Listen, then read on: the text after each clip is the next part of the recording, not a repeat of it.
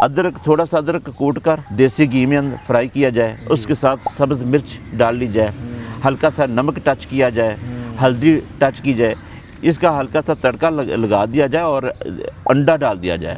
دیسی انڈا مل جائے تو ٹھیک ہے، آج کل دیسی کہاں سے ملتا ہے، دوسرا بھی ڈال جائے تو بھی ٹھیک ہے۔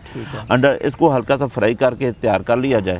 یہ بہترین سی مختصر مگر جامع ترین پر تاثیر ڈش ہے۔ یہ استعمال کرنے سے یہ کھاتے کھاتے پیٹ ہلکا رہے گا، پیٹ پھولے گا نہیں، کر کے دیکھ لیں۔ جو بندہ بھی کھائے گا، جو بھی معدے کا مریض ہے، جس کا پیٹ پھولا پھولا بھرا بھرا پیٹ رہتا ہے، پیٹ سخت رہتا ہے، اس کو چاہیے کہ یہ استعمال، لیکن یہاں پر یہ بات یاد رکھیں، یہ روزانہ نہیں استعمال کرنا چاہیے۔ روزانہ ممکن ہے کسی کو پریشانی ہو اور بلا وجہ مسلسل استعمال کرنے سے چکر آنا شروع ہو جائیں گے، تو ایک دن چھوڑ کر یا 2 دن چھوڑ کر یہ استعمال کرتے رہنا چاہیے۔